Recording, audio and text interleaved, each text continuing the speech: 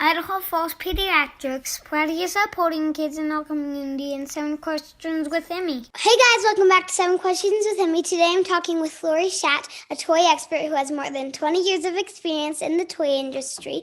She's the president and chief toy officer of Adventure Publishing Book in New York City, has 3 children, and will be featured in The Toys That Built America, a 4-part docuseries that premieres Sunday on the History Channel. Laurie, thanks for talking with me today. Emmy, I'm so glad to be here with you.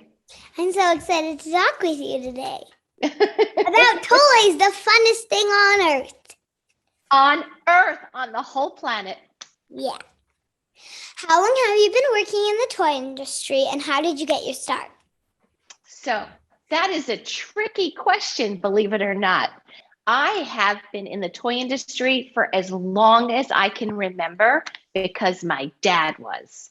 So when I was a little girl, I used to hand out his magazine, which doesn't exist anymore. It was called Toy and Hobby World, in the toy building during Toy Fair.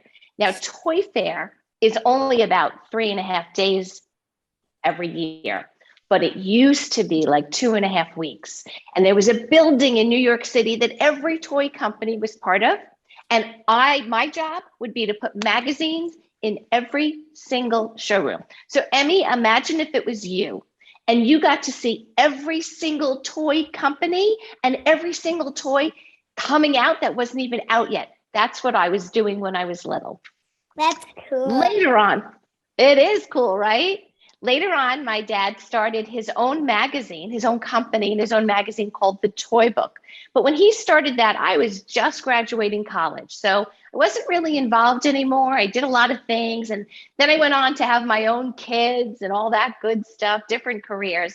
And then it was time to do something. And what you're going to figure out one day is that if you get involved in the toy industry, kind of brings you back in. So back in 2003, I think it was, I started running the company for him and doing new things like coming up with the Toy Insider and coming up with events for influencers, for bloggers and YouTubers and media like you. You should come to our event. You would love it. Yeah. So I think all my life, Emmy. Where is the toy event at? I don't know where it's at, but tell me 2 where. a year, and they're both in New York City. My favorite toy is Barbies and LOL dolls. What are yours? Well, when I was your age, Barbie, all the way. So here's a little secret. I grew up with Barbie too. Barbie is 2 years older than me, but shh, don't tell anyone how old I am, okay? Promise? Yeah. Okay, good. So I loved my Barbie dolls. And when I was little, my grandmother used to make all of the clothes for my Barbie. So she had handmade clothes. And when my kids were little, my mom saved a lot of my Barbie dolls and a lot of the clothes my grandma made. And my 3 daughters used to all play with those Barbie dolls. Do you still have the clothes at your house right now? No, I don't have any of it, but I bet my mom might still have some. Lots of toys are made each year, but some become toys everyone knows and loves. What makes a toy like Barbie so special? You know, it's funny because there was a woman named Ruth Handler, and she's the one who created Barbie. Did you know that Barbie's really named after her daughter, Barbara? Yeah, I've actually read a book about how Barbie was made. Yeah, she's an amazing lady. And there's a lot of people, especially men, that didn't think that parents were going to buy dolls that looked like Barbie because she's like got a grown-up body, not a baby body. But she was watching her daughter play with those paper dolls. She made the real Barbie, and Barbie sold like crazy because kids like me and today kids like you love Barbie. So when I was little, Barbie was kind of just a girl, but you know that Barbie's been everything. Can you think of a single career that Barbie hasn't been? No. She's been everywhere. She's like she could be like a garbage girl or anything like that. Or an astronaut or the president or a scientist. This year, she's a doctor. One of her big new sets this year, she's a doctor that puts casts on on all of your other dolls. So, I mean, she could do anything. Yeah. Right? And yeah, that's the motto. Barbie, you can do anything. That's it. That's exactly the motto. I love it. Don't you? There's a whole aisle for Barbie, just for Barbies. Yeah, there are. And they look different today too, right? You can get Barbies that look like they used to, but then you can get Barbies that look like lots of different people. So I think I think Barbie's amazing. I think she teaches little girls and big girls that they can be anything they want, don't you? Yeah. And you can even get a Barbie that looks like me. You can, I know. Do you have one of those? I don't, but I do have like normal Barbies though. I have like a whole bin full of Barbies. I have a lot of Barbies. You do? How many do you think you have? Probably 50, because the bin's really big. Wow. That's amazing. I have a big dollhouse for them too. Oh, that's fun. That is so much fun. Can you tell me about a toy that was created on accident? I can. So, it was this guy, Richard James. You ever hear his name? Maybe. Okay. So he had an inventor's mind, but he was working on a ship, and this is a long time ago. And he was trying to create something to keep delicate instruments safe when the ship was in rough seas. But a piece of equipment fell. It was a coil. Now, if I saw that fall, or maybe if you saw it fall, you'd just go and pick it up and go back to what you're doing, right? Yeah. But not this. You know what this guy saw? What? He saw a slinky. It was great. So he didn't have a name. Actually, his wife helped him come up with that name.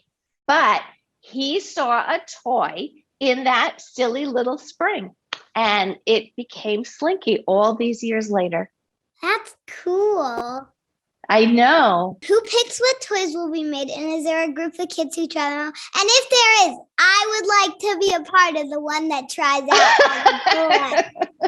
I bet you would. So there are so many ways that toys happen. So sometimes things are going on in the world, like we've all been living through COVID, right? COVID-19. So we saw a lot more educational toys, and a lot more educational toys that worked with a screen, because kids really like to be on their screens. So we saw a lot of that. We also saw a lot of toys that help kids express their feelings or focus. And that all happened a lot of because of the pandemic. And when we're busy with space, you see a lot of space toys. And sometimes your favorite toys come from your favorite movies or TV shows. And there are inventors and companies, and big companies have departments that all they do is try and figure out what's going to be the next thing that kids are going to love. And kids do test toys. So the bigger companies have toy testers that they work with. You know, my company, we don't make the toys, but we review the toys. So we kind of know what kids like, but we do bring them home to our kids and our neighbors' kids to make sure we're making the right choices too. But I'm going to make sure that if there's a list and someone's looking for a kid, you are on the top of it. How's that? Yeah. What's your favorite thing about working in the toy industry? Do you really have to ask this question? I'm a grown-up and I get to play with toys every single day of my life. What's better? I don't know. How can people watch the upcoming docu-series, The Toys That Built America? Well, it's going to be on the History Channel, and it's starting November 28th at 9 p.m. So it's a 4-part series, and I hope everyone watches. Are you going to watch? Yeah. Oh, but good. That might be too late for my bedtime, so we'll watch it in the morning. Okay. Well, that's perfect. What advice do you have for me? I'm going to give you the kind of advice that I think that Barbie would give. So for one thing, I see already that you are amazing at doing interviews. You are very poised and very grown up. and very beautiful and so wonderful to watch on the camera that if this is your dream, I hope you follow it. But I think that the best advice is that anything you want to be, you really can be. And could you see if we could get a reporter Barbie? I don't think I've ever seen a reporter Barbie. Wow. That is a good question. In the back of my mind, I feel like I have, but now I'm going to look into it for you. I'll report back. How's that? I haven't seen one, and I want to get one. We'll see what we can do for you, Emmy. Okay. Okay. Laurie, thanks so much for joining me today. Don't forget, we post a new 7 Questions interview every Thursday, and you can follow me on Facebook and Instagram. Now, go have fun and let's play with some toys. Thanks, Emmy. Idaho Falls Pediatrics, proudly supporting kids in our community, and 7 Questions with Emmy.